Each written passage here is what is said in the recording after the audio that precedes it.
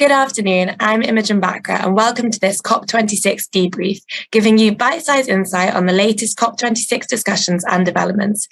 Today was Finance Day. To achieve the UN climate change goals, every business must adapt and the role of finance is crucial.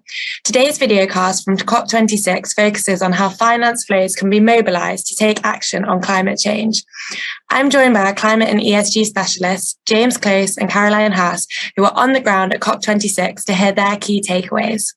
So let's get straight into it. To start with, I have a question for both of you, but Caroline, I'll start with you if that's okay. So can you tell us what changes to green financing developments you're hearing about, both on the positive and the negative side?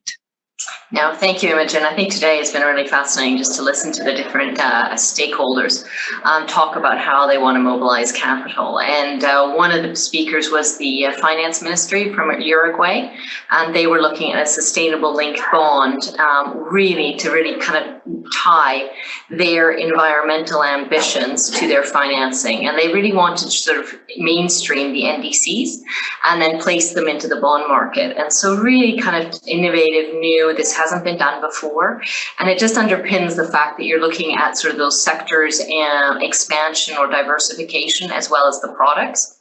In addition, it was the Climate Investment Fund that was also looking at sort of expanding the portfolio that they already have, where they're supporting the developing countries, and at the same time de-risking where I would say the more mainstream institutional investors don't feel that comfortable through guarantees, and then issuing in the bond markets so that you have the exposure and you have the ability to help in the developing countries, particularly with regard to mitigation and adaptation, but not having the respective risk associated with some of these countries. On a negative, I think it's actually been an incredibly positive experience. So it's actually quite hard to kind of pull out the negatives. One of the comments that was made was we don't really need more labels. And that actually the underlying products exist in the finance world. So what we really need to do is just use the products at hand and now kind of collaborate, bring together different parties to actually find the respective solutions versus kind of putting the time and energy into more labels. James? Yeah, well, I think it's really been well framed here today. We started off with the Glasgow Financial Alliance for Net Zero breakfast, at which Alison spoke, and that was joined with Janet Yellen and other finance ministers, including Rishi Sunak, and also Mark Carney, who's leading on GFANZ. And I think what has come out is that the finance is now in the room around climate change, and the talk of 135 billion of assets, funds, and banking capital being available is really transforming the conversation. It's bringing it to life in a way that says, we have this net zero commitment. We need to figure out how we can mobilize finance to enable us to deliver it. And the money will come into the room and will make itself available. And the question back to government is, what are you going to do to enable that? How can you facilitate it through policy?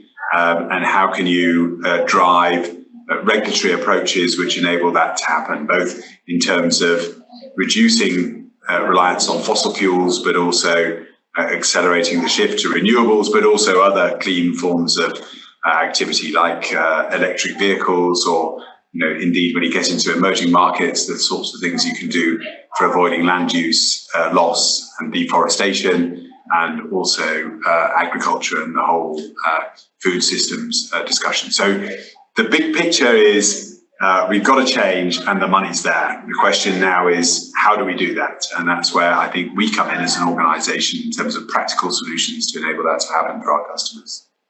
So, Caroline, after today, would you say that there's now more clarity on the part investment funds will play in a net zero future? So it's interesting. Obviously, investment funds play a big role, but actually it's across all financing products. So it'll go from the lending to the debt down all the way to equity. And each of those will have specific players that will play the role in the net zero. So obviously NatWest Group, with regard to the lending, plays an instrumental role.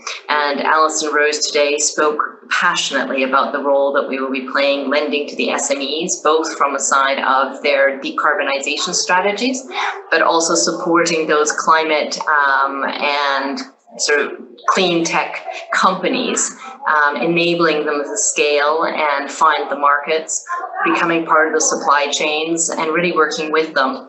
We've just opened up the accelerator hubs to really give them that platform and that dialogue with us so that we can find the right financing products for them, which will also then include obviously introductions further to some of those institutional investors who are establishing the investment funds.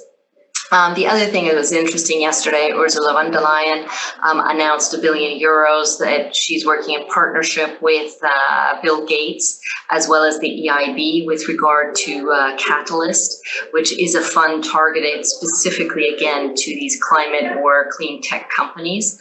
And similarly, BlackRock has partnered with Temasek, where they're also doing exactly the same thing. So I think we're really trying to mobilize capital to these smaller companies that have great ideas and really giving them the financial clout to grow and to do the R&D that they'll need, as well as then getting their sort of mitigation and adaptation solutions into the market. So yeah, no, it's been incredibly positive seeing how that kind of money is starting to be discussed and obviously mobilized. James? Yeah, I think that's it's really interesting the way these coalitions are coming together and people are starting to collaborate, and I think that's very true of the finance sector. And I would characterize it a little bit, having been to quite a lot of these COPs and seen that the power of finance can bring. And the previous ones, the finance sector has been in the room a bit of an afterthought almost. They've been sort of drawn in and told to come. This time, the finance sector is being really proactive. I think we've bought into the story that net zero is the growth story of the 21st century, and finance wants to play the role that enables us to unlock that growth story and facilitate. Now, there's still some big challenges, not least the fact that emerging markets need to increase their creditworthiness. They do need the support that enables them to have institutional capacity, and also the sorts of de-risking that multilaterals, for example, can bring.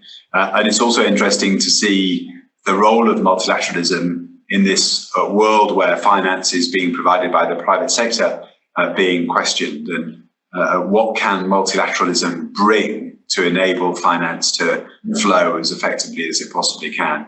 And it does feel like a different type of conversation. And I've had a couple of conversations with people who've said that this is transformational.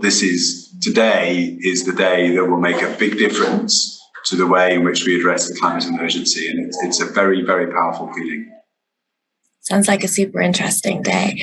So just to wrap this up, again, a question for both of you, but looking ahead to the future, what do you think will most help turbocharge the green finance market? And Caroline, perhaps you go first and then pass over to James again. All right. No, thank you.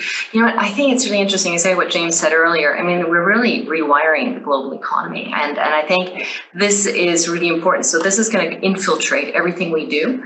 And so some of it that's been kind of commented on is transparency, reporting, standardization.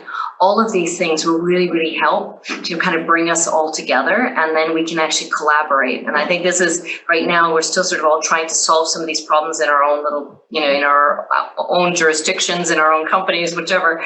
And so now having that kind of level of comparability is going to be really, really important. And then also so that we avoid any sort of implications of greenwashing or anything. So everybody knows when we say X, it means X, and everybody understands what that actually means. Transparency. And I think the reporting requirements are a really interesting part of that transparency. Standardization, Caroline's talked about that, being really clear about what the standards are, trying to converge them, reducing the alphabet soup of initiatives that there are out there so that the real economy can figure out what to do and how to report on this. And then thirdly, pricing the externalities. And, the issue of carbon pricing has come up again in a really positive way. And I think that can make also a huge contribution to supporting the rewiring of the economy. So that combination of the long-term goals and the pricing of the externalities together with the standardization and transparency could be a really powerful enabler of this system change that we're trying to strive towards. Great, that all sounds really positive. Well, that's all for this COP26 videocast. Thank you, James, and thank you, Caroline, for those insights fresh from COP26. And thank you, viewers, for joining us. If you'd like more views and actionable ideas on the trends shaping the business landscape, please subscribe to our social channels. See you again soon.